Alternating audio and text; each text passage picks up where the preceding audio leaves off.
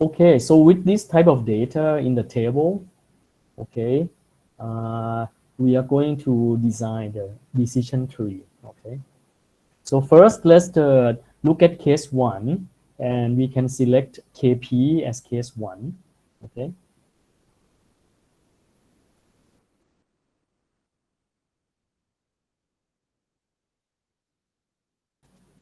So basically, we want to select what should be the root node, okay. We have a KP, we have ROTI, or we have the delta TEC, okay.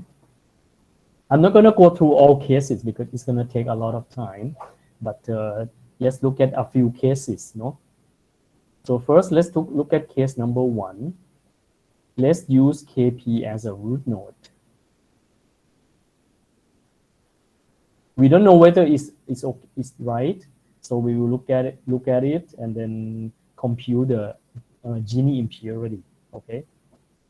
So first, if we decide to use KP as the root node, okay. So how many cases do we have?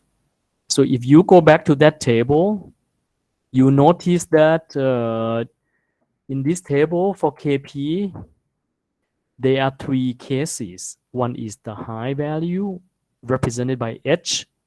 There are medium level and also low levels. Okay. And so basically, we look at 3 cases of KP, and then we see how many yes and how many no in scintillation corresponding to H. For example, if I look at H, the high level for KP, there are 4 cases, okay? And in the 4 cases, how many yes of scintillation are there? 1, 2, and 3. So we have 3 yes and 1 no, okay?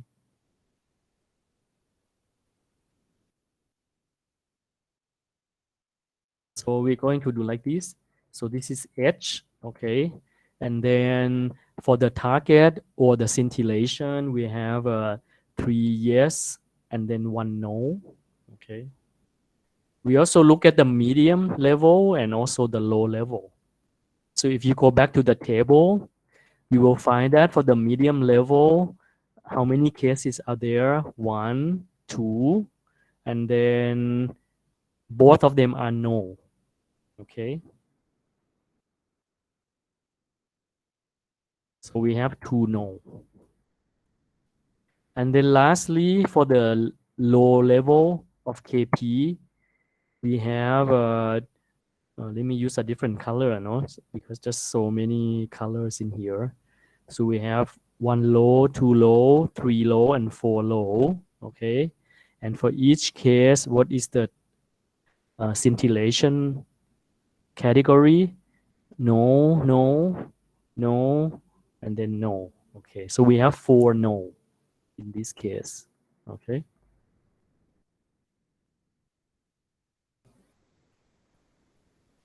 So here we have 4 no. Okay.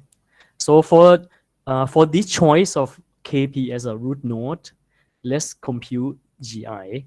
Okay.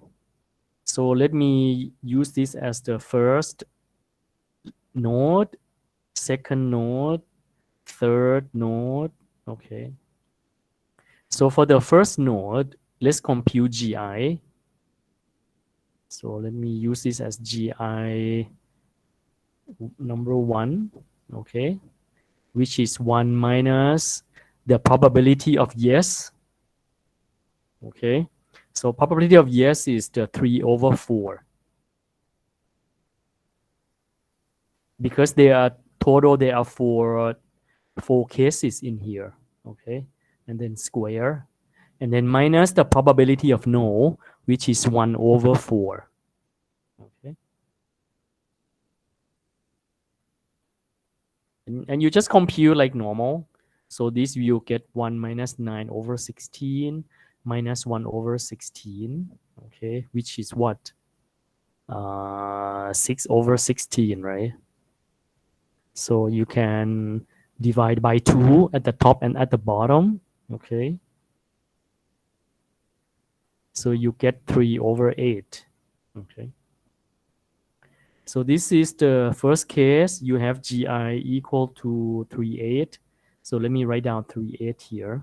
Okay. And then for the second and third case, this actually is easy. For the second case and the third case, GI is equal to 1 minus, we only have one case, right? So there are two cases in here, and both cases is a no. Okay, so it's 2/2 squared, and minus the other one is yes. Actually, if I follow uh, the same approach as the node number one, maybe for number two I can write it like this. Just maybe I can show in very detail, no, and then later I can skip a little bit. So here for yes, for the two case of medium and low level, we don't have any yes, right? Let's say this is number two. We don't have yes at all, so 0/2. And for no, we have 2/2. Okay, so if you compute this, what do you get? Okay, so if you compute this, you will get something like 1. Okay, and then for node 3, this is 1 minus similarly, but for the case 3, the low level, we have, for yes, we have 0 case out of 4, and then minus 4 out of 4. This is for the no. Okay, and similarly, oops, I don't think Zero aja. it has, yeah, it's 0. Sorry, it's not 1. Yeah, it's 0. So this is 0. This is 0. Okay. So what does that mean? In general, the lower GI, because GI means impurity. Okay. So the lower GI value, it means you have more certainty or higher certainty. Okay. Or higher confidence. Okay. So you can see that any leaf that you only have one case, okay, like node 2 and node 3. So there's no certainty at all, right? So it's it's very high certainty. Yeah. So, but then for the node, like node number 1, we have 3 yes and 1 no. So here we compute and we don't get 0. Okay. So the lower GI, it means the more certain. Okay. But in this case, because there are three nodes, right? High level, medium level, and low level. So we need to find the total, the GI total. We need to compute the total GI for case 1. Let me call total case 1, okay? So this will be what? The GI for each case, not each case, for each node, okay? Multiply with the probability involved. So for the first GI, we have 3/8, right? 3/8. But how many cases are there? How many what's the number? What's the total we have? We have 10, right? But then for node 1 is only 4 out of 10. So you see 4 out of 10. And then for case 2, for node number 2, for node number 2, GI is 0, and multiply with the probability. The probability is 2 because there are only two uh, two uh, two entries, no? So it's 2/10. And lastly, for node number 3, GI is also 0, and because in this case there are 4 entries out of 10, so we multiply. Okay. However, because the GI is 0 for node number 2 and node number 3, so actually, doesn't matter how much you weight. Okay. So these two become 0. Okay. And you may wonder why we have to wait with something like this. This is like the weight or probability. Okay. Because we want to give more weight to the node with more entries.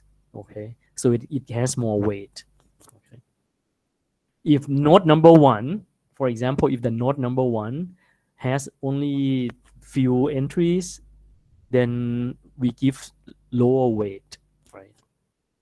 Okay, so this is what do we have? We have 4 over 10 times 3/8. So we have, okay, let me cancel out 4, 1, 4, 2. So I have 3 over 20. Okay, so which is what? What is 3 over 20? It's 0.15. Okay, okay, so keep this number in mind. We will compare that to the second case where we use another parameter for the root node. Okay. So let's go to case number 2. So this is case number 1. No? If we give KP as a root node, this is what we have as a Gini impurity. Okay. So next, let's look at case number 2. Basically, we look at different cases. We give KP as a root node, we give another parameter as a root node, and we see which one gives lower GI. Okay, the root node that gives lower GI is what we select. So let's look at case number 2. Okay. Okay. So for case number 2, let's say I select delta TEC as a root node, Okay. And we'll follow the same process and then try to compute the Gini impurity. Okay. So in this case, this is the root node. So we go back to the same table. Okay. And I think in that table for delta TEC, there are only two branches. Okay. One is no, and one is not no. One is normal. The other one is high. Okay. This is like a normal change, high change of delta TEC. Okay. So let's go back to that table again and then take a look. Okay. Let me use the green color, no, just so that it's a bit easy to see. So let's say we look at this case now, delta TEC as the root node. And so on the left branch is no, right? So we have, I think we counted them already last time. Yeah, right. So for the no, we have 1, 2, 3, 4, 5, 6, 7, right? And for the no, how many yes are there? So this is the 1 yes and 2 yes. Okay. So out of 1, 2, 3, 4, 5, 6, 7, there are 2 yes and then 5 no. Okay. So here I have 2 yes and then 5 no. How about for the high change of delta TEC? Well, there are only 3 entries left. Okay. So for the high, this is high, 1, 2,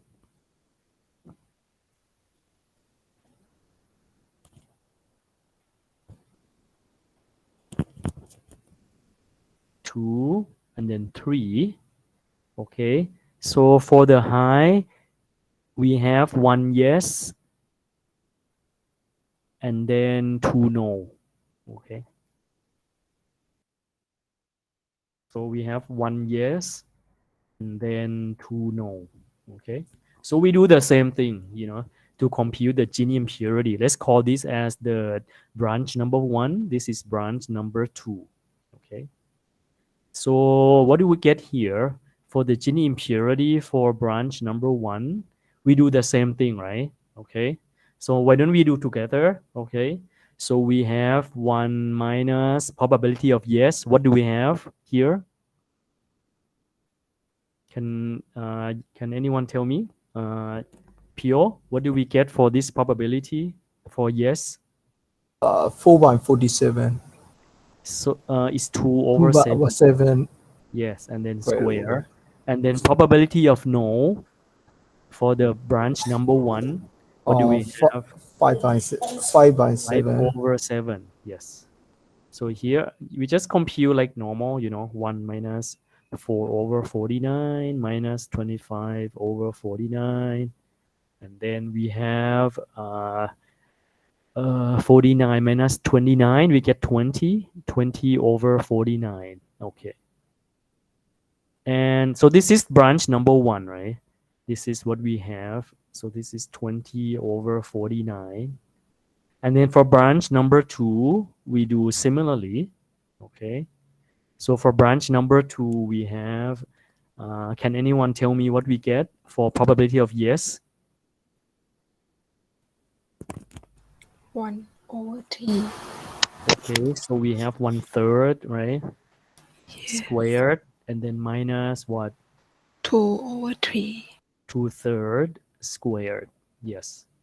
So we have 1 minus 1/9 minus 4/9. So we have 4 over 9. Okay. And similarly, so in order to find the total GI, okay, so GI total for case 2, okay, we basically multiply GI of case 1, which is 20 over 49, with the weight of case 1, or with the weight of branch 1, because here there are total 7 out of 10, so we put 7 over 10. Okay? And plus, for branch number 2, we have 4 over 9, and multiply with the weight.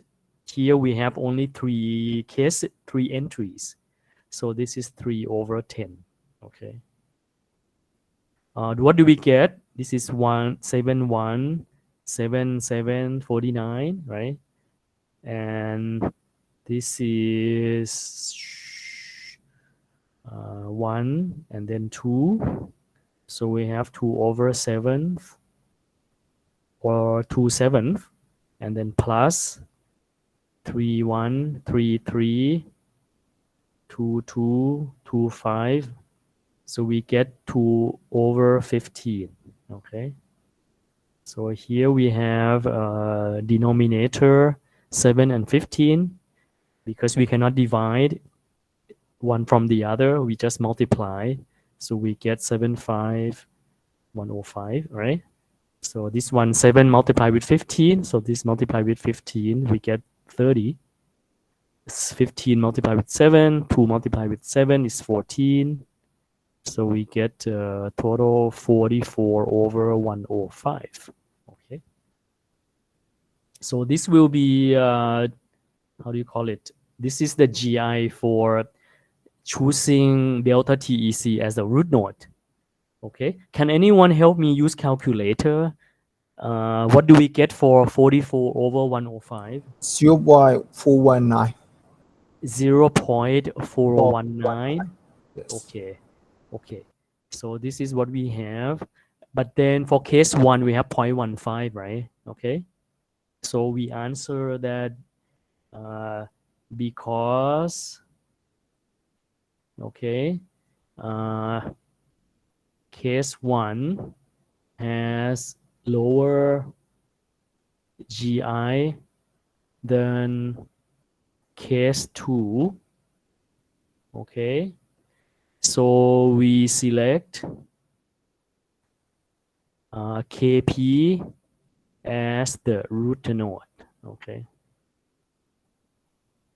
Well, you may have question that, Ajahn, we have one more parameter, right? Which is ROTI as the parameter.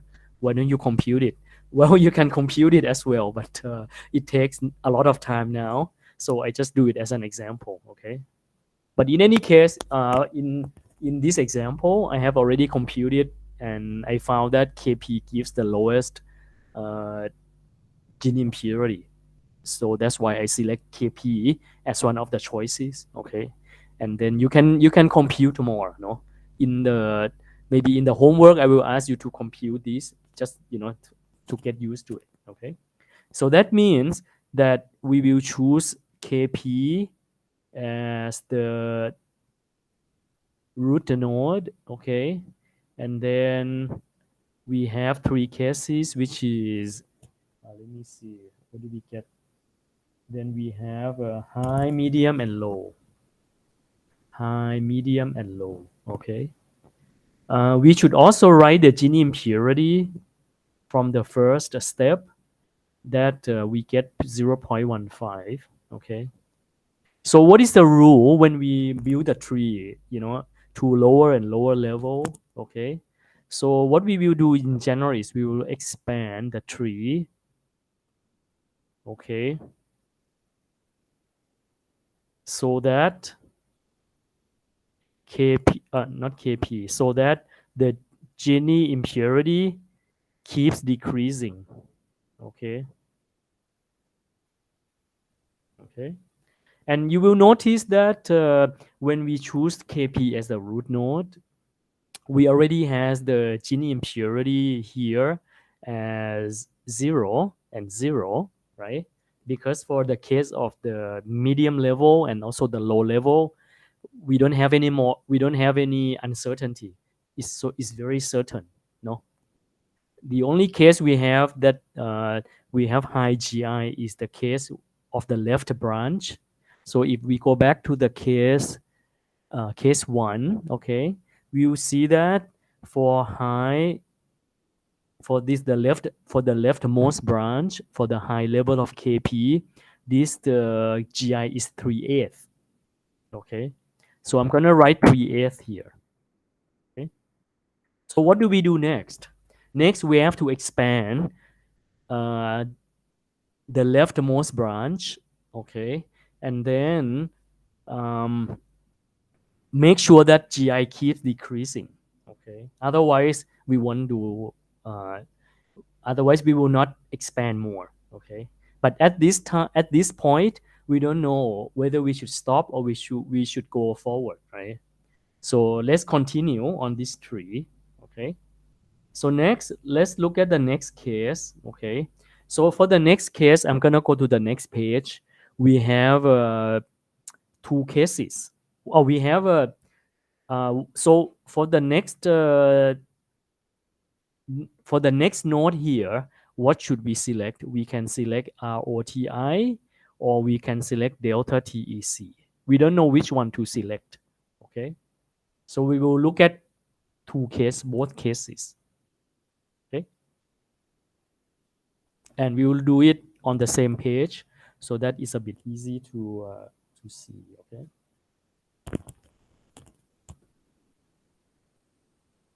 Well, so for the first case, if we select ROTI, what we will do is first we have Kp, right? And then we have, so for the case of high level, we will select ROTI as the node. If we select delta TEC as the node, you can call it the child node as well, no? So this will be delta TEC. We don't know which one to select yet. Okay. So in this case, we have to go back to the table. Okay. So if you go to the table, we look at Kp only for the high case. Okay. So let me use the red color, so that is a bit easy to see. So for the high case, we have 1, 2, 3, 4, right? And then for the ROTI, what do we have? We have 1, 2, 3, 3 high, and then 1 low. Okay. Uh,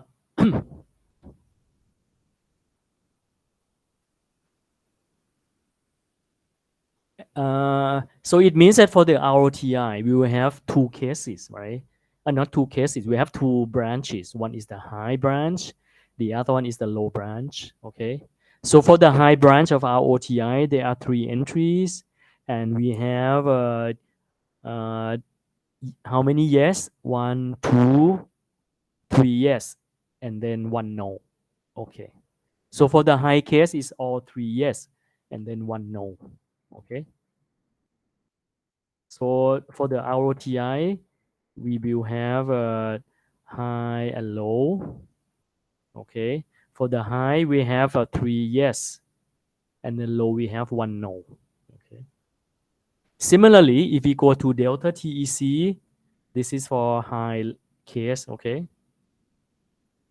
We now here, because the branch of KP is the high level, so we don't look at the medium level, we don't look at the low level, because for those two branches is the GI is already very low. There's no need to do anything else. No, meaning that we stop for those nodes. They become the leaf node, right? So let's go back to the table again now, and then for the high case of KP, what do we have for delta TEC, right? For the high level of KP, there are four entries. So we have delta TC as no and yes. Okay. A normal and high. So we have three normal and then one high. Okay. For the high entry, high level of delta TEC, scintillation is yes. So we have one yes.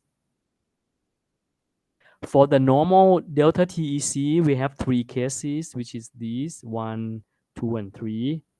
We have uh, two yes and then one no.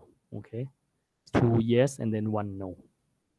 Okay, so we can just go back to the trees and then just write down what we have. Okay, so we have two cases. One is the high change, high level. The other one is normal level. Okay. For the high level, we have one yes. For the no, we have two yes and then one no. Okay. Well, you can compute GI, you know, but if you consider from the tree at the moment, you notice that on the left-hand side, okay, the GI value is 0 and 0, right? Because you have no uncertainty, right? It's very pure. Right? But then for this side, this one also the GI is 0, but this side GI is, so this, let's call this as branch number 2. So this is 1 minus 2/3 square minus 1/3 squared, okay, which is 1/4, 1 minus 4/9 minus 1/9. So we get 4/9, okay. So therefore, GI total for this case of delta TEC, this one is 4/9 and multiply with how many entries are there total? We have 4 entries, but it's no 3 of them, so we have 3/4. Okay, so here we have 3/1, 3/3, and then cancel out, so we have 1/3. Okay, so here GI for choosing delta TEC as the, how do you call it, as the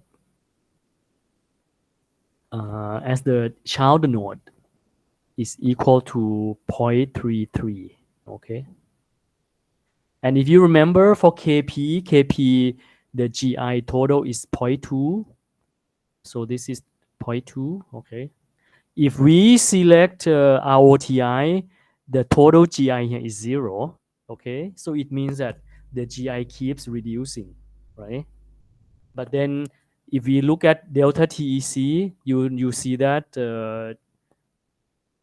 it doesn't decrease from 0.2, it becomes 0.33, right? So But in any case, in this case, we select ROTI. Okay. Therefore, we select, oops, ROTI, okay, as the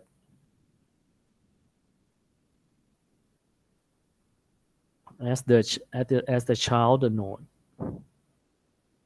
Okay. And then for this case, medium and low, I think they all know, right? So they become leaf node. Okay.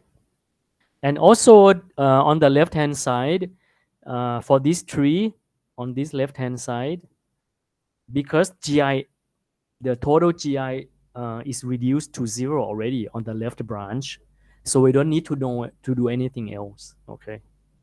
We can just use the tree on the left. And that's it. Yep. Mhm. Any questions so far? So I'm just trying to construct a tree with you, okay? So in this case, we use the Gini impurity for the performance metric, okay? Okay, next, let's look at another performance metric, which is entropy, okay?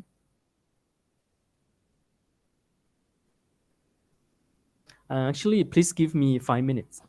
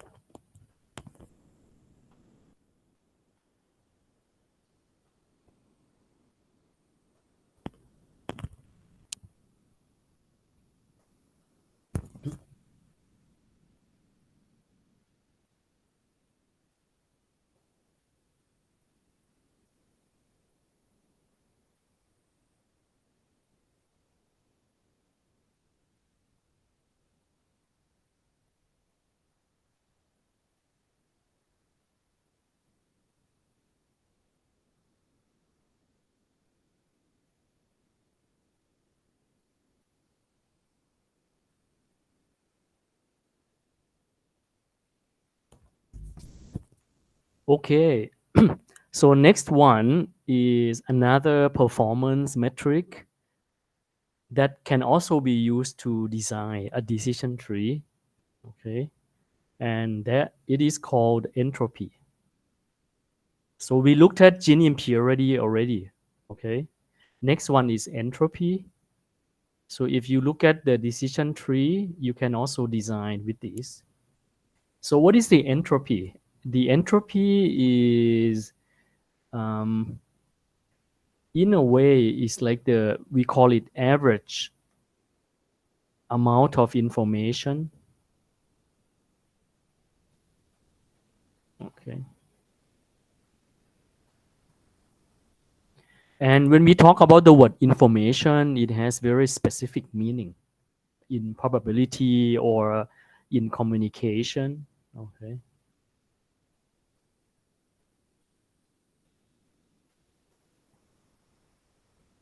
So how do we define it?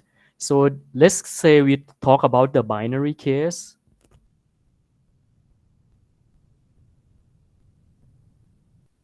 Let's say we talk about the binary case where we have two two classes, okay, class 1 and class 2, and each class has the probability of P1 and P2 respectively. Okay, you can think about it as the yes class and no class from the previous example. Okay, so in order to compute entropy, the abbreviation is h of x. Okay, so in this case, if x is represented by if x consists of x1 and x2 with the corresponding probability p1 and p2, okay, we can in general, how do we find information? The word information in probability and in communication is given like this. So in general, it is equal to minus pi log of pi. Okay.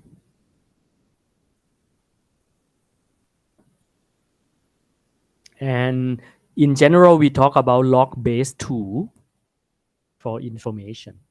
Okay. And the unit is in bit. For example, what? Let's say that P1, let's say P1 is 1/4, okay, and P2 is equal to the rest, which is 3/4, okay, meaning that the case of yes has lower probability than no, okay. Then we can find the information for case 1 as minus 1/4 log of 1/4 base 2. Okay. So this will be minus 1/4. Okay.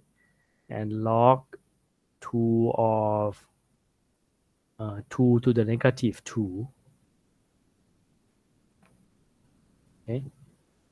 And in mathematics, if we have log of base 2 of 2 to the power of something, that power can be moved to the front. Okay. So we have minus 1/4 multiplied with minus 2. So we have 2/4 or 1/2. And then we have log 2 of the base of the exponential term. Okay. And log of any number with the same base is always equal to 1. Okay. So in this case, for probability 1/4, we have the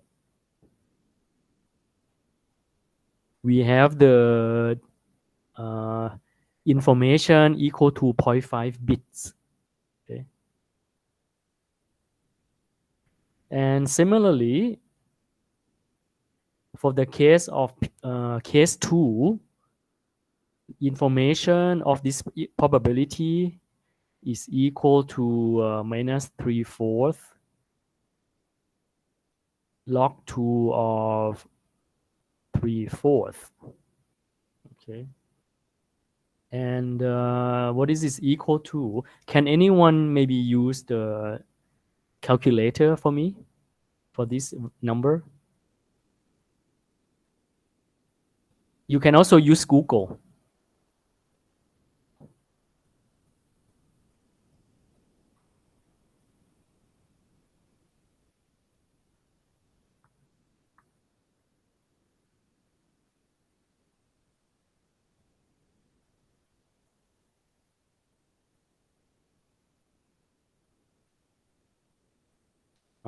If I expand it, I will get minus 3/4. I don't know. Maybe I shouldn't expand it. I got 0.3113. 0.311. 0.3113. That's fine. Yeah. So this one is 0.5, right? This is 0.3113. Okay. So in general, what we should see is that information is inversely proportional to the probability. Okay. Meaning that if you have low probability, it means we have higher information. Okay. So this is the concept of information in probability or in communication system. Okay. Any source, any case with low probability or high uncertainty, it gives you more information. Okay. It's like what? Let's say that you have a, let's say if you have P1 as 1, okay, meaning that always yes, no? In such a case, information is what? You always know that it's yes, right? It never comes up with no. What's the information? No information, 0. Okay. If you compute in mathematics, you get minus 1 log 2 of 1. Okay. And log 1 of any base is always 0. Okay. So if you have full probability, no information, it's like if I say that, oh, it's gonna rain with probability of 1 today, then you say like, so what? Okay, it rains, right? Okay, so this is entropy. So uh, so given x1 with the probability of p1 and x2 with probability of p2, okay, the entropy can be computed from the entropy h of x can be is actually average information. Okay.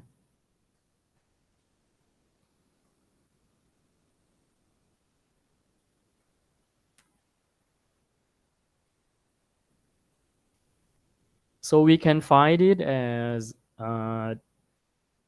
h of x is equal to sum. Actually, I wouldn't say average information. It's total information. Okay. So it's a sum of information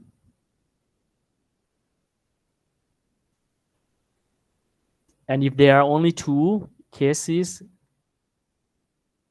h of x is just the sum of I1 plus I2, okay?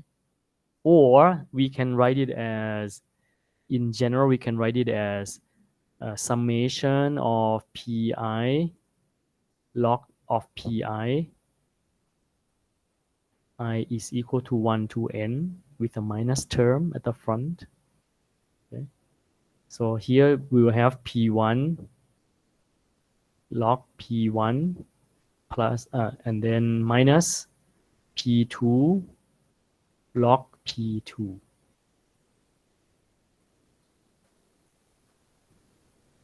Okay. So, well, when we use entropy for the design, what does that mean? Okay. So we design decision tree and select the nodes with lower entropy. Okay. So it is used similarly to the Gini impurity, but it's computed differently. Okay. I don't think I'm going to maybe I show one example. Okay. But I'm not going to look at all the cases. Okay. Okay. So let's take a look at an example that we looked earlier. Okay, when we try to choose the root node, right? Case one is we select KP, remember? And there are three cases, which is high, medium, and low. And one has 3 yes and 1 no. Another one has 2 no, and the last one has 4 no. Okay. And this is node number 1, node number 2, node number 3. Okay. This is case 1. And then for case 2, from previous example, we consider delta TEC as a root node. And in this case, there are two branches. One is normal, the other one is high. Let's call branch number 1 and branch number 2. For the case of normal, we have scintillation of,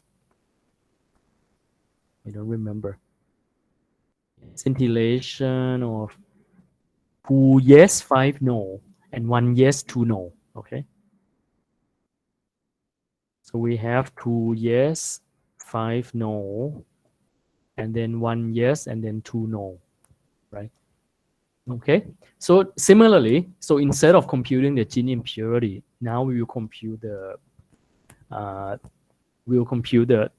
entropy. Okay. So the entropy for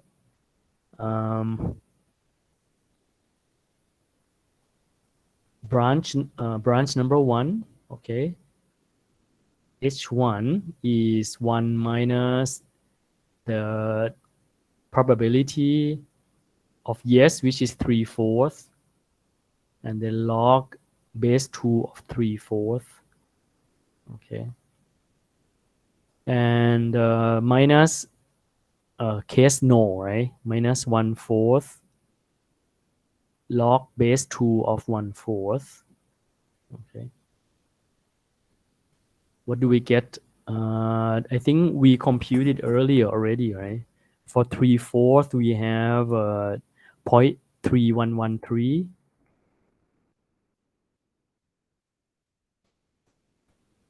And then for 1/4, I think we get 0.5, right? Yes. -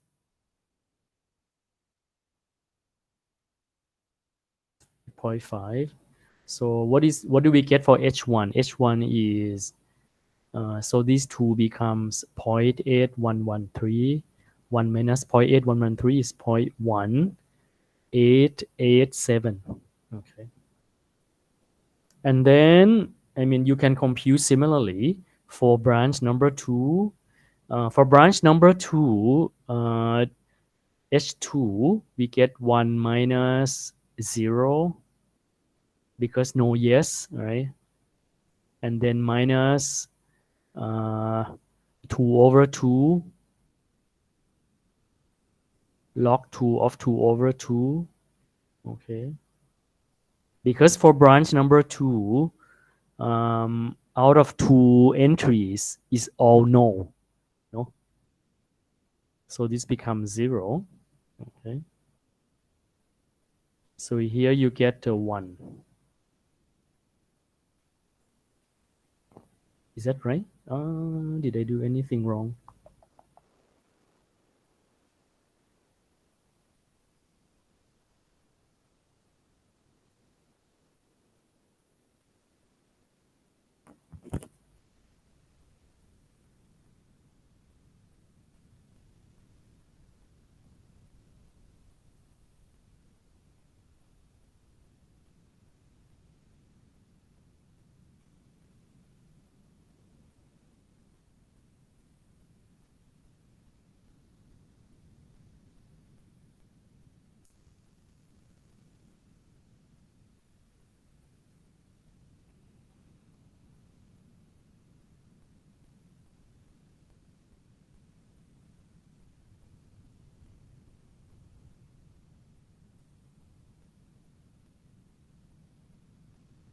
Oh, sorry. Wrong formula. For the entropy, we don't have 1 minus. We only add them up. Sorry. That's why it looks a bit strange. Mhm. For the entropy, we don't have this 1 minus. No, we don't have this one. Okay. Uh, we don't have this one. Okay. So we just add them up. Okay. That's what we do. So this will be 0.8113. Okay. And then for H2, in this case, it's going to be something like this. So we have just 0. Similarly, for branch 3, we have S3 as 0. Okay. And you notice that similar to Gini impurity, the lower the better, right? For the case of branch number 2 and branch number 3, here we don't need to do anything else because it's finished. Okay, so we have the lowest possible of the uh, entropy level, or in the previous example, we have the lowest Gini impurity. Okay. And then from here, we can compute like the average of the case of Kp.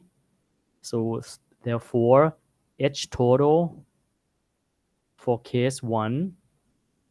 So we have 0.8113 and multiply. Similarly, we have 4 entries out of 10. So it's 4 over 10. Okay. So this is 0.4 multiplied with 0.8. So roughly, I'm not gonna, because I compute in my mind, no? 0.4 multiplied with 0.8, we get 0.32 roughly. Okay. And then you can look at case 2. For case 2,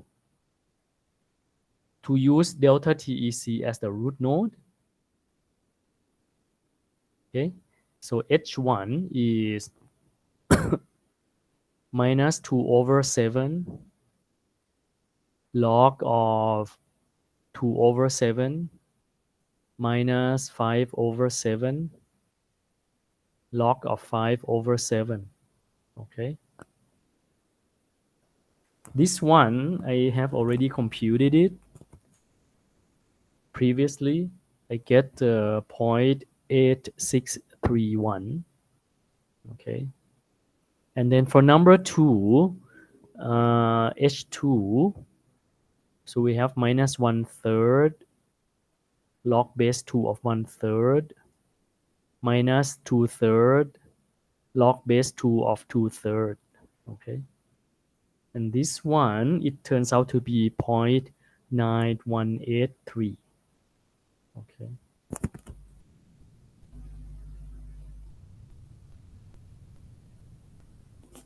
So you can compute the total entropy for case 2.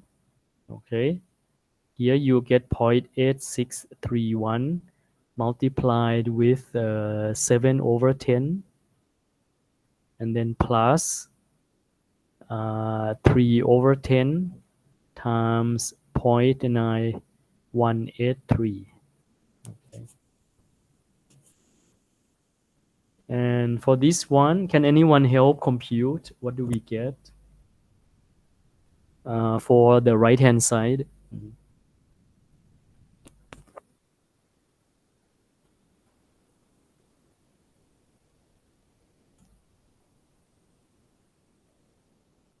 Okay. So roughly this is 0.7 times 0.8. So it's about 0.6, no? This one 0.3 times 0.9. So it's about 2.27. So total are about 0.87, right? Roughly, no? I think in my mind. Okay. So when we compare these two cases, it gives similar result as the previous example using the Gini impurity. Okay.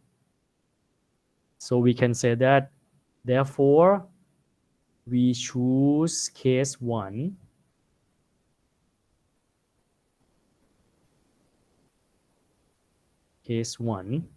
so that we have KP as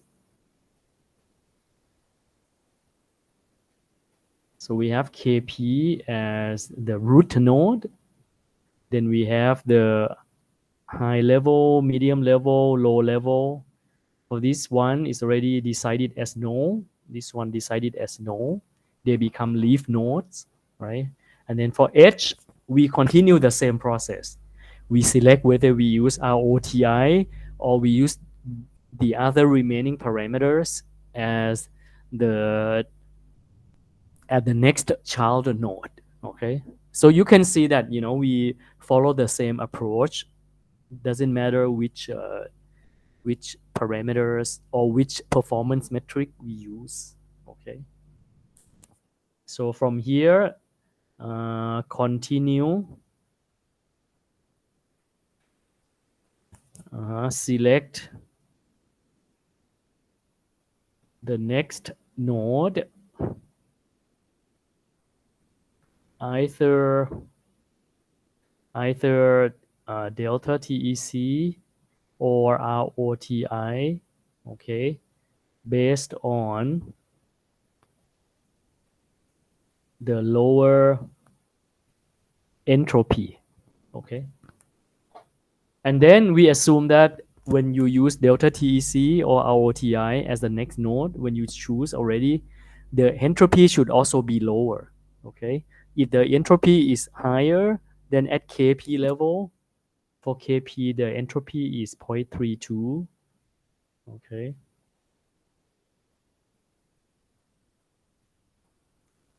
Okay.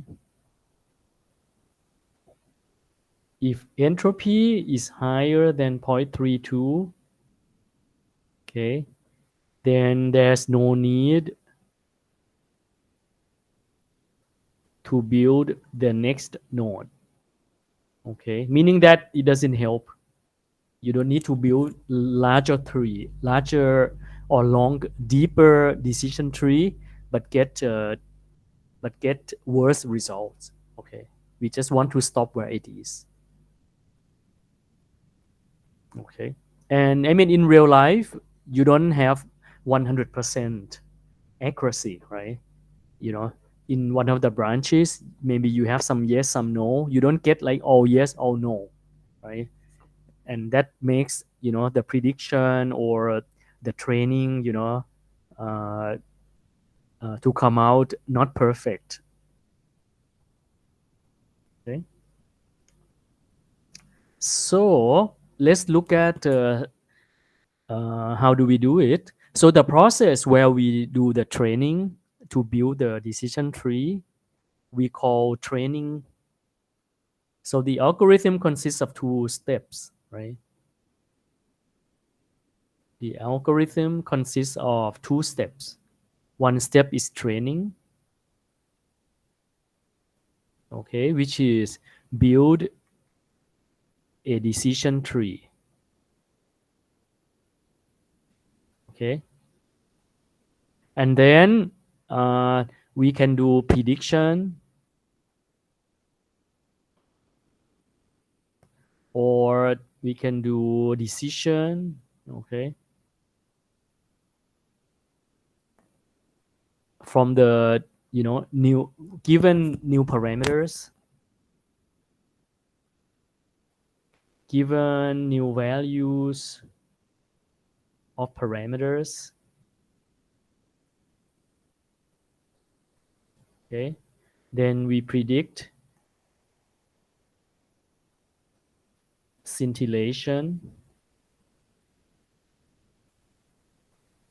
whether it is yes or it is no. Okay, basically you predict the class, right?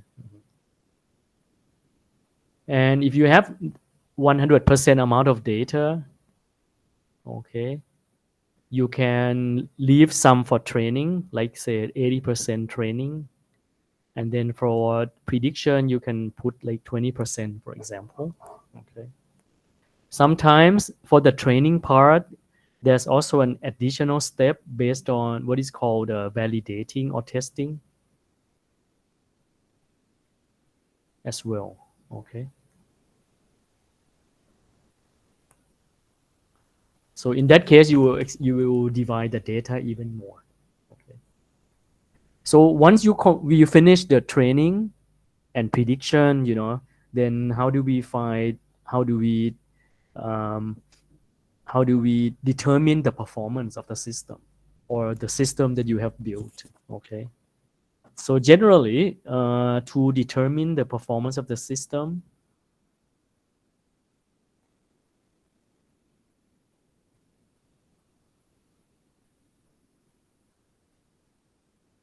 so to determine the system performance,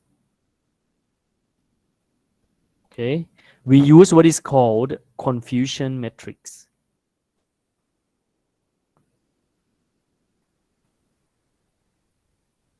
Okay, so what is confusion metrics?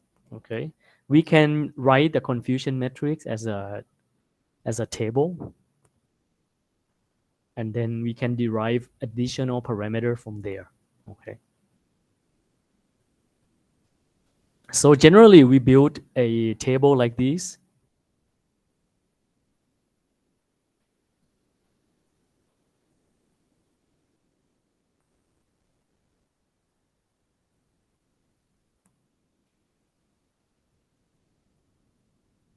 Okay, so this is for binary classifier.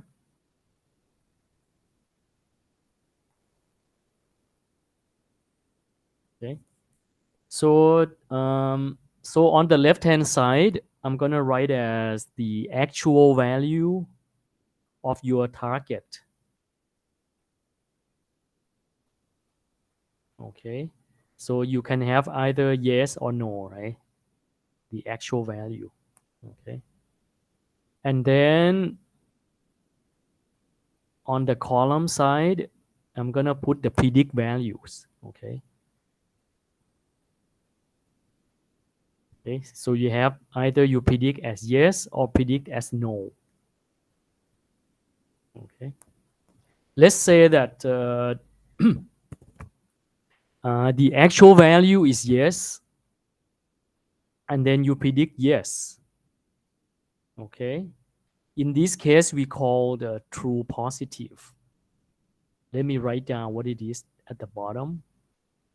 This is true positive. Okay,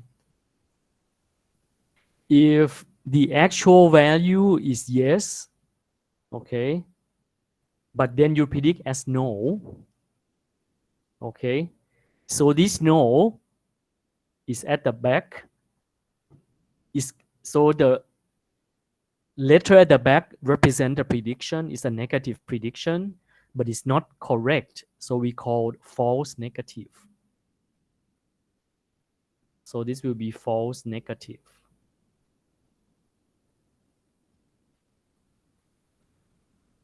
Okay, on the other hand, if the actual value is no but you predict yes, okay, then you have the case of positive prediction but it is false, so this is called false FP or false positive.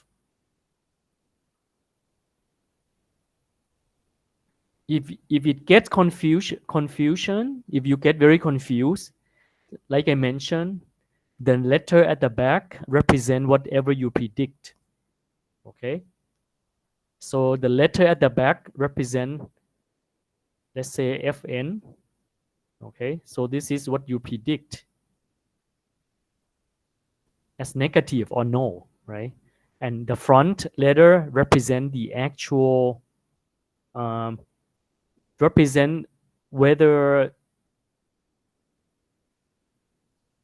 is true or false. Okay. So lastly, if the actual value is no, but you predict no, it means you predict as negative, and it's a true negative.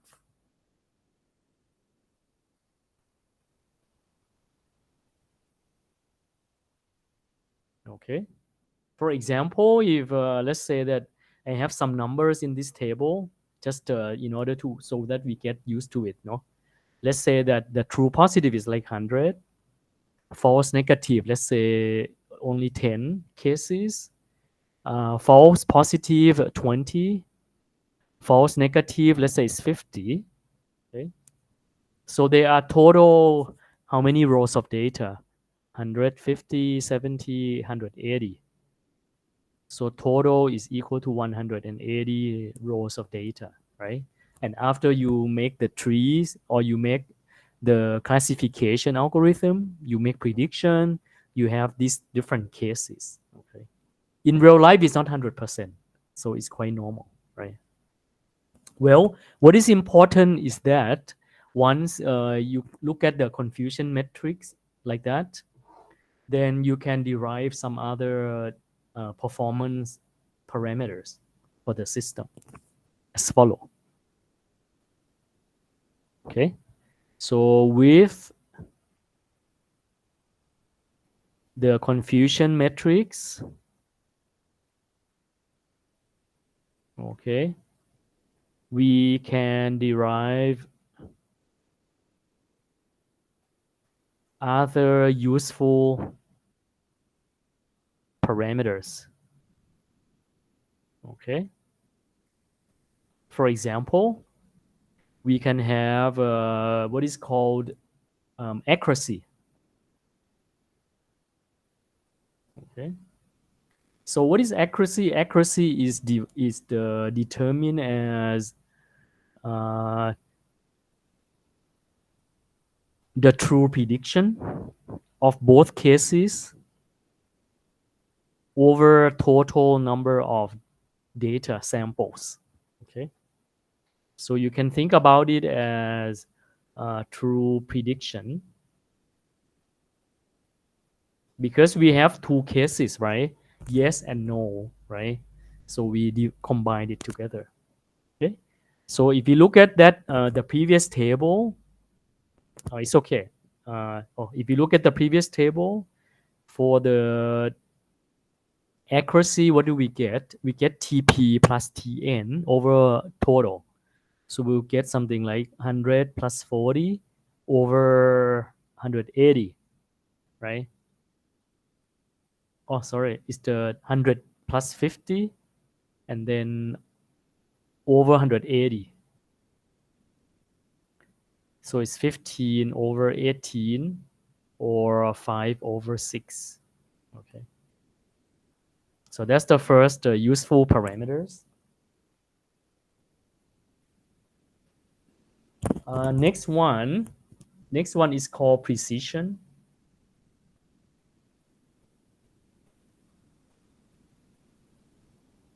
Okay. So for precision, this one is defined as TP over TP plus FP. Okay. So what is precision? Precision is like out of the positive prediction, how many is correct? Okay.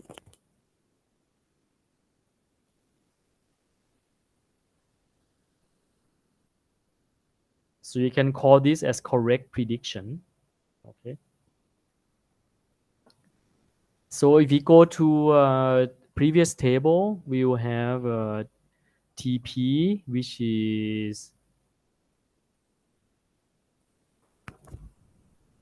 100, okay,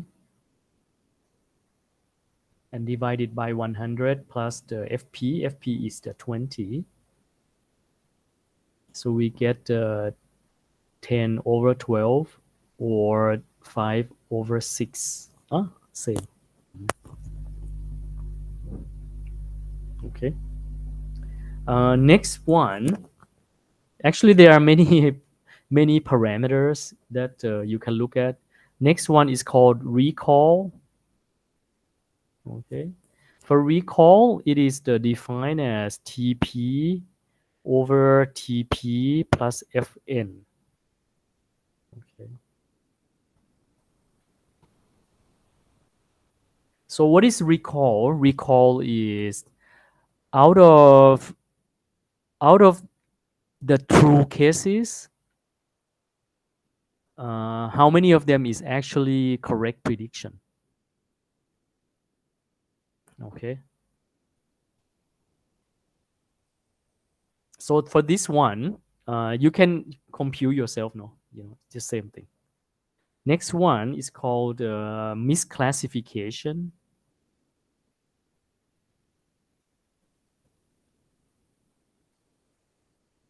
Meaning, the percentage of misclassify. You can convert all this into percentage, no? You just multiply with 100. So misclassification, it is just basically so all the misclassification or incorrect prediction. What is that percentage? So is that false positive plus false negative divided by total data samples. Okay. And there are more, no?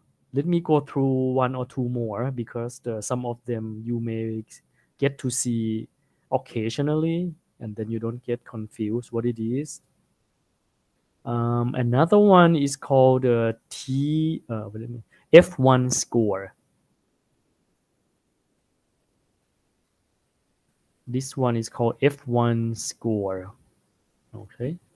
This one, it is defined as TP over TP plus the 0.5 of FP plus Fn. Okay.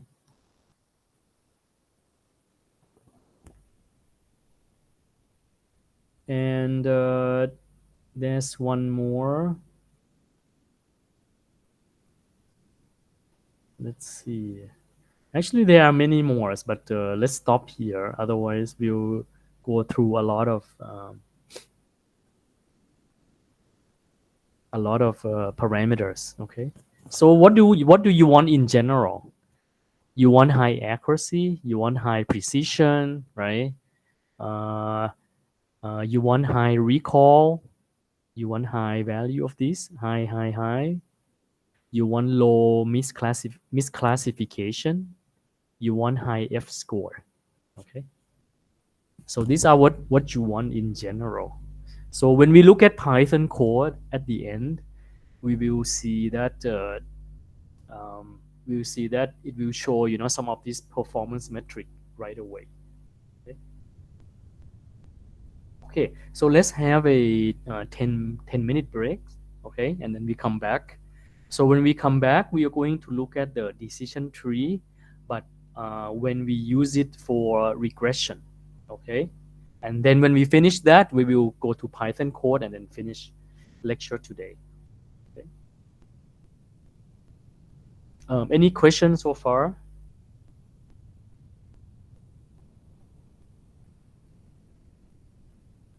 Okay, let's have about 10-minute break and then come back. Okay.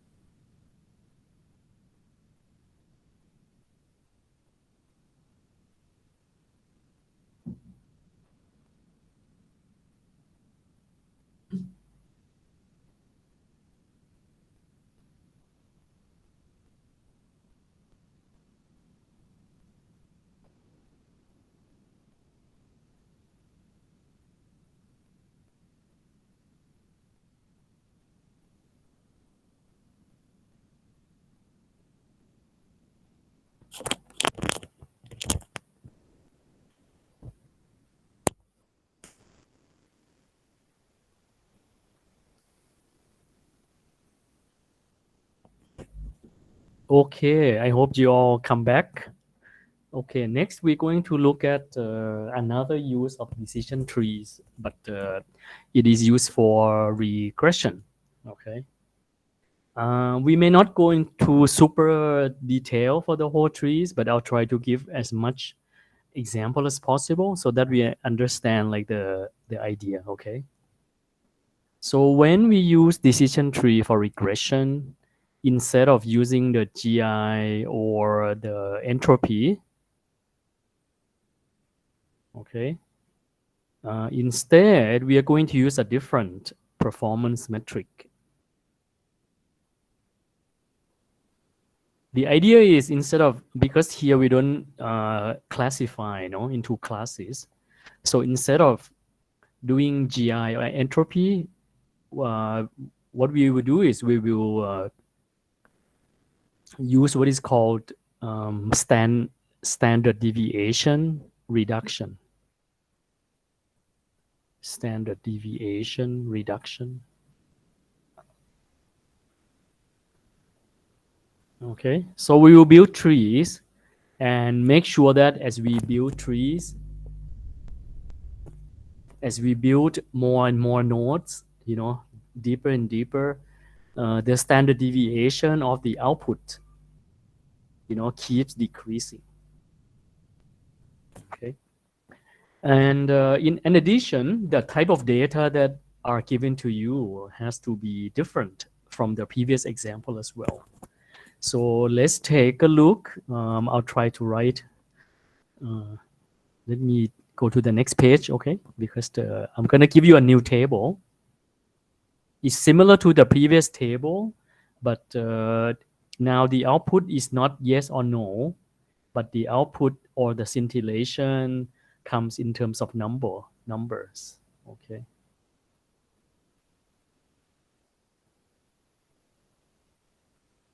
Okay, so we still have 10 rows of data. Okay. And the parameters are the same as before.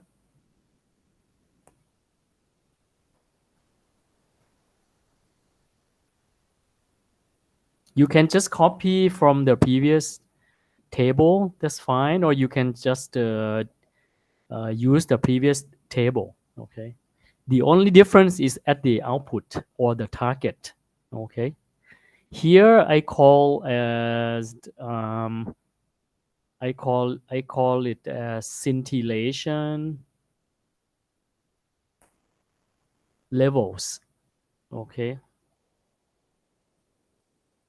Actually, the level of scintillation is in decimal number, but here I'm gonna change it into some more manageable numbers. Okay, so it's just a modified level.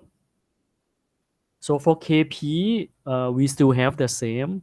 Actually, in order to make the table a bit more easy to see, let me put some lines here. Okay. So for KP, we have a high, medium, low, low. Okay. I just copy from previous table. Low, medium, high, low. Okay. For ROTI, I have high, low, high. And I have high, low, high. And for delta TEC, I have normal, high, normal, okay. And then high, normal, okay. So the three columns are the same. The only change is in the levels, okay. And here I modify the levels so that they're not decimal numbers, but let's say that they are given as these numbers, okay.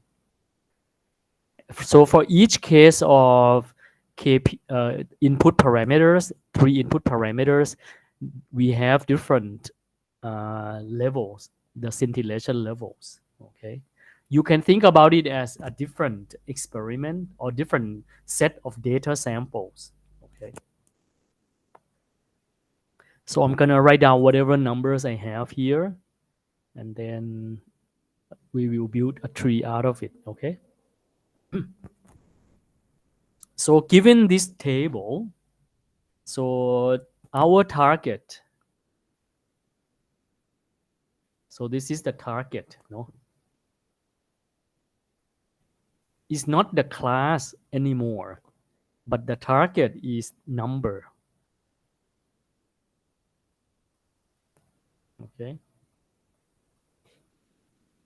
So before we continue, first, because this is about probability, so we will need to compute what is called mean and standard deviation of this original data. First, we compute the mean. You can just put in this number and divide it by 10. I have already done it in advance. I get something like 16.3. Okay. And for standard deviation, the original standard deviation, similarly, you can plug this in computer or compute it with Python or MATLAB. I have already done it. I get 7.3 of the standard deviation. Okay. So next, in order to build tree, it's still the same thing, right? So I'm going to show you how to compute at each step. Okay. Okay, let's say that I still want KP as the root node. Okay, so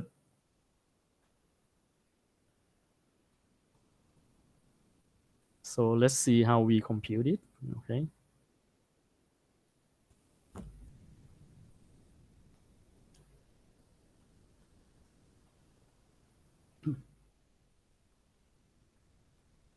Okay, let's say that we compute the standard deviation for the case of KP as a root node.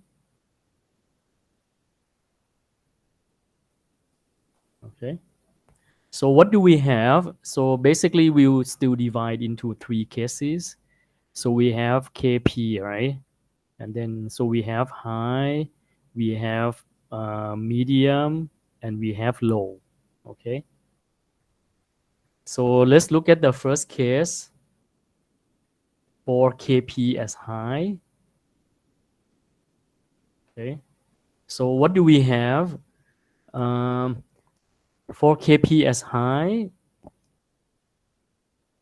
if you look at the previous table, so I'm gonna put here the first column as KP, which is high, high, high, blah, blah, blah. I don't know how many of they are. And then I put scintillation level on the next column. Okay. So if you go back to the previous table, you see that for KP as high, we have 1, 2, 3, 4 cases, right? And the corresponding scintillation level is 24, 20, 22, 30. Okay. I'm going to write this number in the table. So I have 24, 20, 22, 30. Okay. So there are 4 entries or 4 rows. Okay. So what do we get here for standard deviation of this case? So standard deviation, if you plug in this number and then compute, you get something like 4.32. Okay. And then B is for the medium case, KP medium. Okay. So for this KP medium level, if you go back to the previous table, you'll find that there are 2 rows or 2 entries. Okay. And the scintillation level, the 2 rows give the number of 15 and 12. Okay. So here there are 2 entries. or 2 rows. Okay, so you notice that we don't compute the Gini impurity, we don't compute the entropy here, we just compute the standard deviation. Okay, so for this one, the standard deviation, if you compute it, well, here there are only 2 rows, right? So between we can compute the mean as well if you want. For the mean here, we have 20, 40, 60, 90. We get 96 divided by 4, right? So we get 24. And for this case, KP medium, the mean is just 15 plus 12 over 2, right? So it's 13.5. And for standard deviation, if you plug in, in the computer or whatever, you get something like 2.12. Okay. And lastly, for the third branch, for the low KP,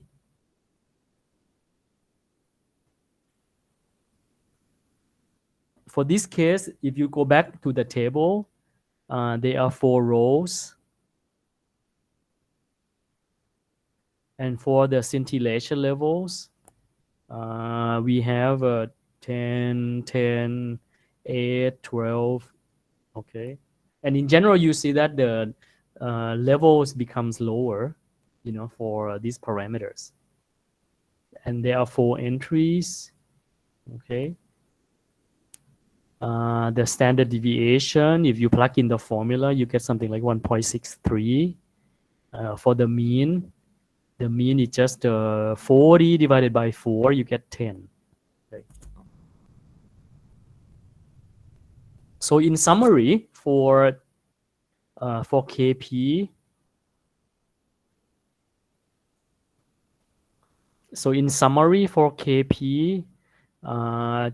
what is the total standard deviation if we use the KP as the root node? Okay, so we will compute similarly to what we did earlier. So we use standard deviation for each case, which is 4.32 multiplied with how many are there? Multiply with 410. Okay, and then plus for the second case, 2.12, and multiply with there are only 2 cases,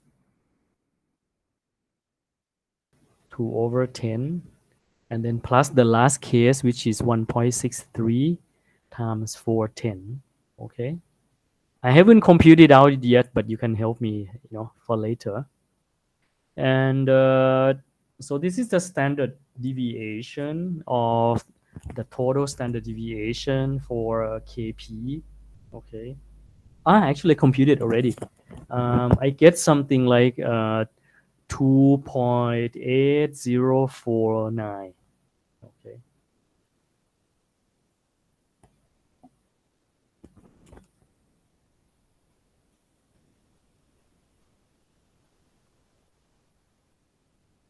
Okay. So so this is the total standard deviation after building the tree using KP as a root node. Okay. But in the table, the total standard deviation at the beginning is something like 7.307, 7.3. Okay. So we can say that the standard deviation reduction,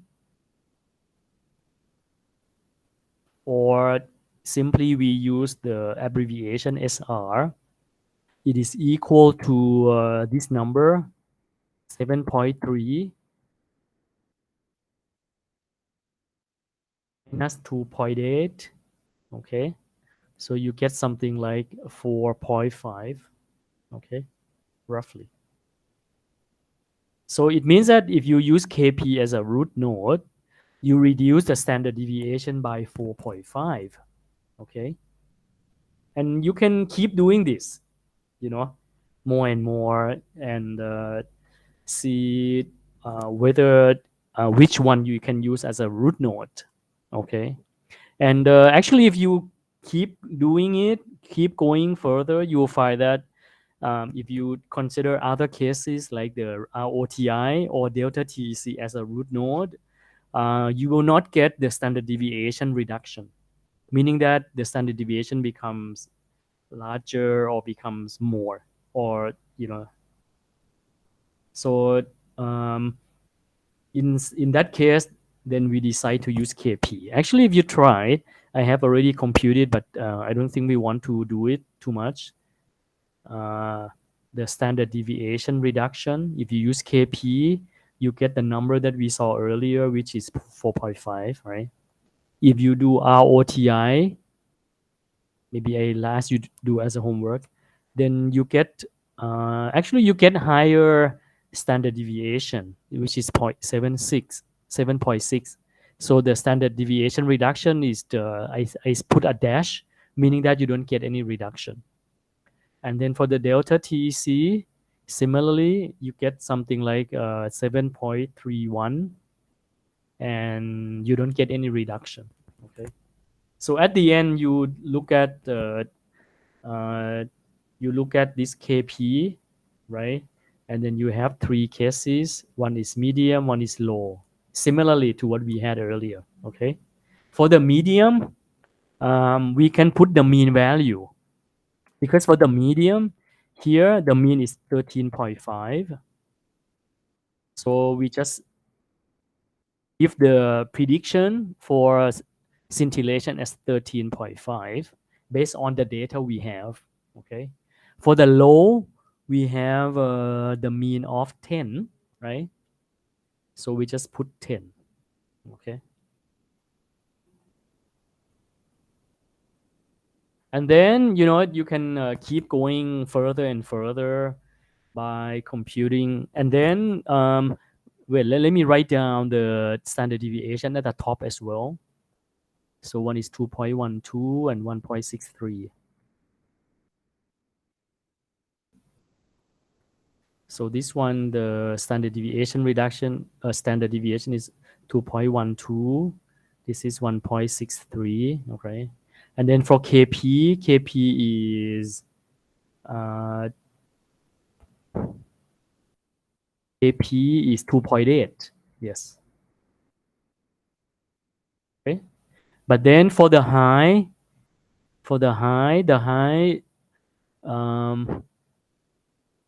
which is A, right? The standard deviation is 4.3. Okay. Okay.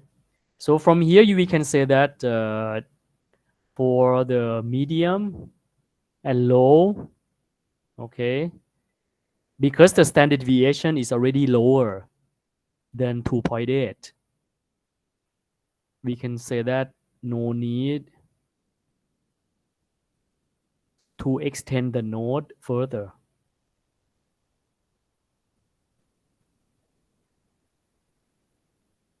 Okay. But then for the high branch, is 4.3, is still higher than 2.8, right? So we have to extend more. Okay. So let me show a little bit briefly, and then I don't know, should I show the whole thing? Maybe. Okay, not so much. Let me finish then. Okay, so now for KP, I will do similarly, but let's say that I will show you ROTI or delta TEC and then see what happens. Okay. So when we build the next node, so we look at high KP. Okay. Let's say that we consider the case where we add the node as ROTI node. Okay. So what do we do? We can build the table similarly as before, but here we only look at the high KP. Well, ROTI, there are two types. One is high and one is low. If you look at the table, there are three highs. So I put here as the first table. Okay. And then for the low, there's only one case. KP here is still high, but for ROTI, there's only one case of low. Okay. So basically what we do here is, if you go back to the pictures, this case is we have KP, which is high, right? And then we use ROTI. So they are high and they are low. Okay. And we want to compute the standard deviation as well. And if you look in the table for the high KP and high ROTI, we have three cases of scintillation level, which is 24, 20, and 22. And for the remaining case, for the low ROTI, we have scintillation of 30. Okay. So if you go back and you take a look on the previous page, for high KP, see we have four cases. Turn out the top three, they are for the high ROTI. Okay. And then last one is for the low ROTI. Okay. So what do? We compute the standard deviation of both table. Okay. So for the left table, standard deviation, if you compute it, you get something like 2. For the mean is easy, right? You just add them up, divided by 3, you get something like 22, I think. Wait, 6, yeah, 22. No. Then on the right hand side, because there's only one case, only one entry, so there's no standard deviation. Standard deviation is 0. Okay, because there's no standard deviation. And mean is just 30. Okay. So if we use ROTI as the child node or the child node, we will have the total standard deviation total equal to 3/4 multiplied with standard deviation plus 1/4 times 0. Okay. So this just 0. We get 6/4, which is 1.5. Okay. And if we compute the standard deviation reduction, so up here, the standard deviation is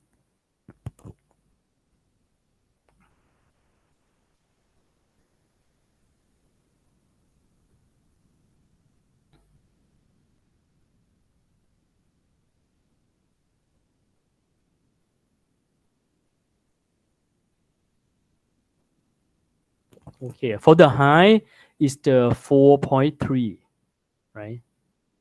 So here we have standard deviation reduction from 4.3 now becomes 1.5. So this is 2.8. Okay. And you see that here, if we use ROTI for low, standard deviation becomes 0. And if we use high, it becomes 1.5. So we can see that the standard deviation keeps reducing, right? On the other hand, if I do similarly for delta TEC, I'm not going to show anymore because it's already 6:30. Okay. If I do KP high and I add the child node as delta TEC, so I have KP high and then delta TEC. Okay. In this case, there are two sides as well. One is high and one is normal. For the high, there's only one case, scintillation is 20. And for the normal, we have three numbers, 24, 22, and then 30. Okay. It turns out that if we compute the standard deviation, this one standard deviation, because there's only one number, so it's just 0. But then on the right hand side, the standard deviation turns out to be 4.163. Okay.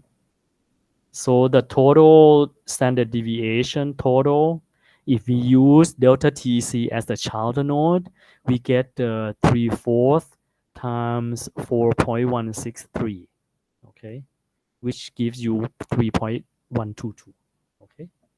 So you see that is this higher than the standard deviation for the ROTI, right? Therefore, we choose ROTI, okay, as the child, as the next node,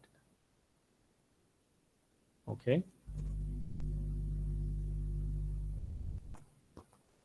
So at the end, what we have is we have a KP, and we have high, medium, low, okay. For medium, we use 13.5. For low, we use 10 as a prediction. For the high case, we connect with ROTI. So it's just an if clause, no? When you finish building the tree, and if you write the program, it's just an if clause. You just if, no? So for ROTI, there are two cases, high and low, okay? For the high, the mean is 22. For the low, the mean is just 30. Okay, so this is 22, this is 30. Okay, so when you build a tree like this and you make prediction here, yeah, I think you can compute the errors square, something like that, to measure how it goes. But you don't use confusion metrics, no. So for regression, okay. So after prediction, so this process is like training. So after prediction,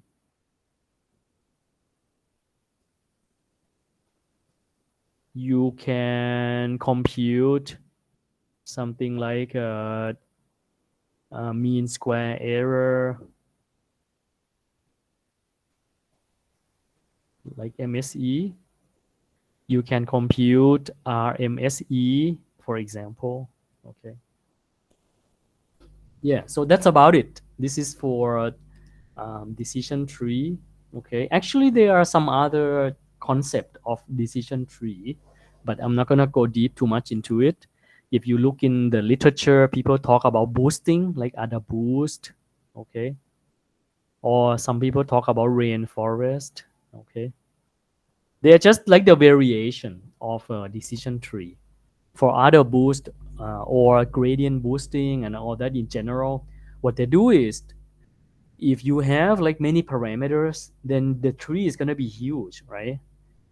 So other boost is like, they, instead of looking at the whole, building the whole decision tree, they build using just one parameters, like KP, and then make decision. And they build another tree called ROTI. They build another tree called delta TEC, okay? But here they build a very small tree, and normally they don't call tree, they call stump. Okay, stump is like a tree that you cut off, very small, no? And then, so what they do is they have these many stumps for each parameters, okay? And they give more weight to the stumps that give more accuracy, okay? Yeah, something like that. And for the rainforest is similar to decision tree, but you have many decision tree connect together. Okay. You can build trees from some parameters, and then you connect them together, and then it becomes like a rainforest. Okay. So please check out, there are many resources that you can take a look. Okay. So next, let me show you briefly on some Python code so that you can use it for the final project. Okay. The link to the Python code, you can find that in the Google Meet here. Yeah, I put in under the chat, the messages window. No, you can take a look in here. Okay. The commands, there are not so many commands. So let me show you how it works or what it is. Okay. So if you go to this page, this is what you will have.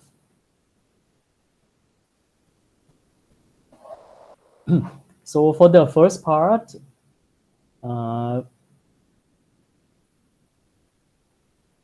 basically the commands are quite the same. No? You import panda, import numpy, and all that. But then for decision tree, we are going to add in what is called sklearn dot tree, and then import this function. The main function is called decision tree classifier. Okay. When we go to some other, I think you've seen some of this already. This type of structure, no? When we look at Python code earlier. Okay. And then what else? Another one that I guess I cannot see the link. is in the messages. We cannot see Ajahn. You cannot see. Let me send one more time. No?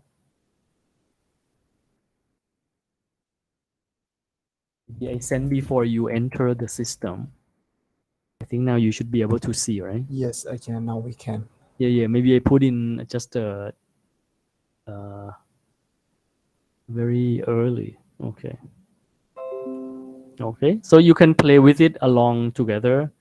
And what are important here is, I think this is important. This is the graph width. I haven't played with this, but you can build decision tree and then show how the trees looks like. Okay.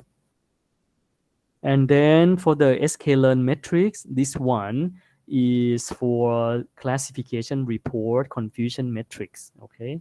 We talk about these parameters already, right? So you can go and then play with it. Also, I need to send you this file called data1.csv. This is a different data. It's not the example that we look at. But if you want to look at this, let me see. Maybe I can put in Google Drive so you can. The moment, let me share the file to you so you can play with it as well. อาจารย์ครับมัน access deny อะครับ Access denied. The moment. Are you accessing from university email or no? yes Let's see. Let me share one more time. Maybe I change the restricted. Only people edit. I see. Oh, I didn't change the. But this one is anyone with the link, right? Also, please change the name. No, you can copy the code, but don't change in this file. Okay.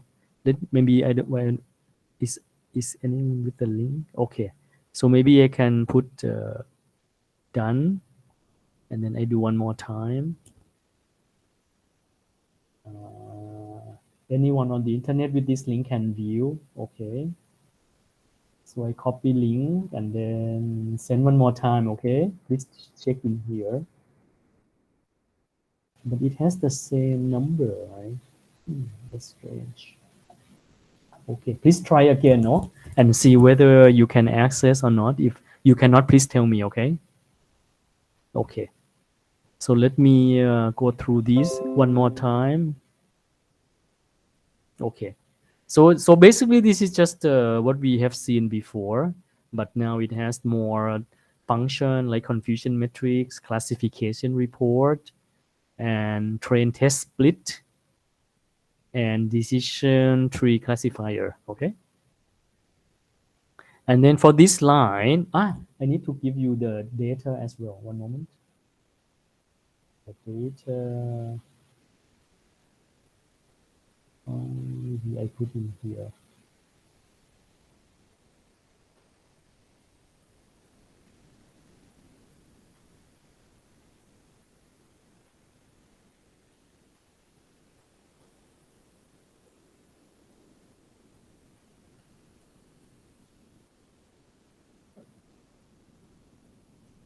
Okay, so you put this so you put this data in your directory where you can access, okay, or you can just upload it from the upload window, okay. So let me share this as well. You can build your own CSV file, okay. Change to anyone with the link, okay. Copy link, done, okay. So the data is here.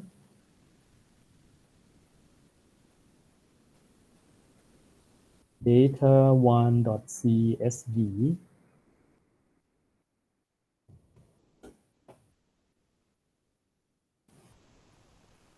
So look in the message window, okay?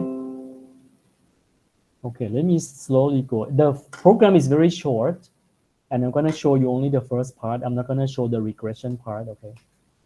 Because they're all similar. Okay, so next, so first I run this, okay? And then I run the next one. Well, if you take a look in here, you see that I choose file. If you don't choose file, if you don't click choose file, it's gonna keep running. Okay, and then let me see, where's my file? Data, okay, it's here. Okay, so now it's gonna upload it. This is a small file.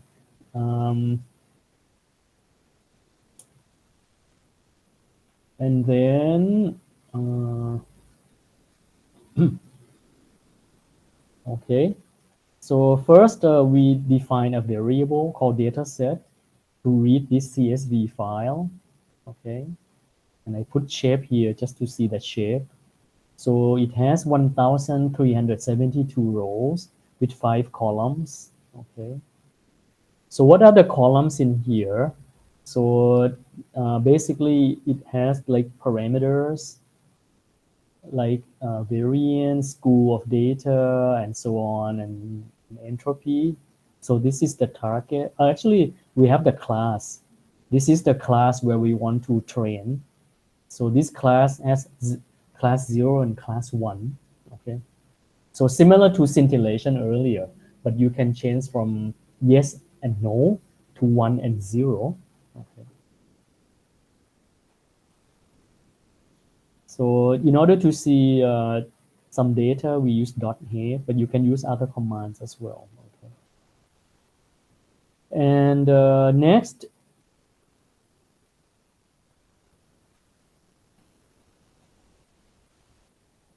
this part is okay. You can take a look or you don't take a look. I just take out the one column. So basically, I separate one part of the parameter part. I call feature metrics, and then for the class 0 and class 1, this is defined as the target. Okay. So one is X, one is Y. Then I can just press this. Okay. So you have this is the parameters. This is as the class. Okay. And then for this part, it will be quite similar for all algorithms when you use Python. So here,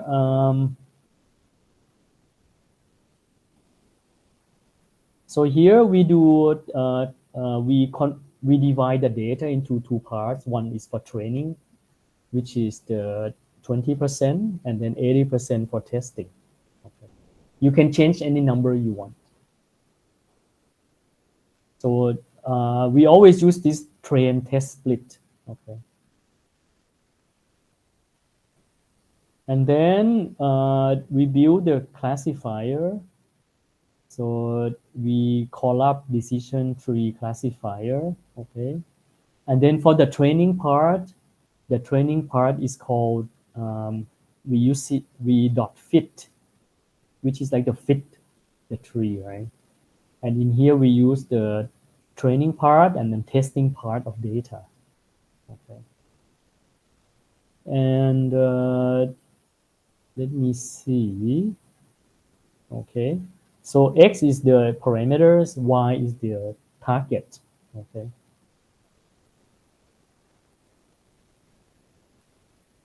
So first is this is for training. Okay. And then for the testing here, I just call it as predict. So for the remaining part, in this case is 80%. I put in, so this CLF is the tree where you build already. So you just dot predict the whatever parameters you have, okay? The prediction is in Y. So in the prediction, you have this, how do you call it? You have 0 or 1 as a prediction, okay? So here we have uh, also during the training, we call the output from the training as Y train and Y test. Okay. Here maybe not so nice because I use the testing data for prediction, but you can add in additional data for prediction. Okay. But nevertheless, just for simplicity, so here, because the Y prediction is used, so we put Y test and Y prediction in the confusion matrix. And then we also generate the classification report. Okay. And here what you will have is the parameters. Here is the confusion matrix as true positive, true negative, and then the false part. And here you have precision, you have recall, you have F1 score, and so on. Okay, you have accuracy, and so on. So just play around with these commands, and then in the homework you get to play with more. Okay. Actually, in this code, they also have the regression part, but I haven't. I can send you the file later. I'll share the file so you can run yourself. Okay. Let me see, is it in here? I think I was not able to find where it is. That's why.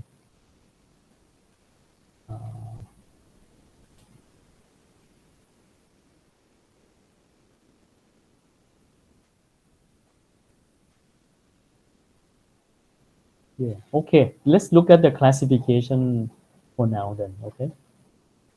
So play with this, and when we go to next week, which is support vector machine, the commands are quite similar. Okay. But in the lecture, we go in quite detail on different example and how to build it. Okay. Otherwise, if you just use Python, sometimes you don't know what you build. Okay. Also in here, I haven't played much with it, but these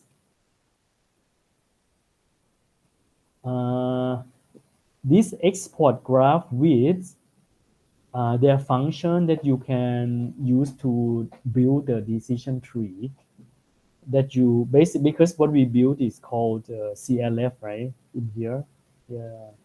I think if you search around, you can also show what the decision tree has been built from this CLF. It shows you in picture, I think. Yeah. Yeah, if I have time, I would try to play with it and then come back to you, okay? Anyway, so play with the commands and then see what you get. You can play around with different parameters, okay? And don't forget to look up how to plot it, okay? I probably will give homework for decision tree and then SVM, on the same homework, so you can play around, okay? Almost 7 p.m. already, okay. So, you have any question before we leave, we finish?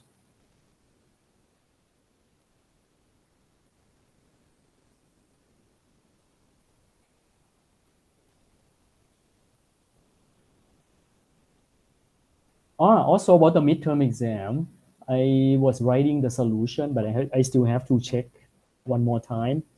The first 3 problems are not that difficult, but then there's one question on the k-means and the EM algorithm, right? Actually, on the midterm exam, it's only one dimensional, right? But in the lectures where we have detailed example, that one we need to do two dimensional, right? So it's more complex. But in the exam, it's just one dimensional, right? So when you compute like likelihood, you just put it in the PDF formula and that's done. Okay. Okay. Well, I'll see you next week then. If you have any question during the week, be sure to ask around. I'll go to university tomorrow, Wednesday, and also Thursday. Okay. You can stop by. You know where I am, right? I'm always on the second floor. Okay. Or you can chat with me. You can chat in the Google Class, email, and so on. Okay. Okay. Okie dokie. Not so many questions today. I'll talk to you again next weekend. Next week. Okay. Next Tuesday. Same time, 16:30. Okay. Good night.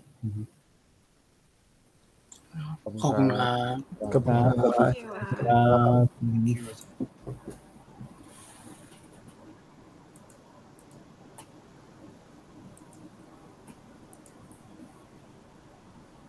bye. I need to stop recording as well.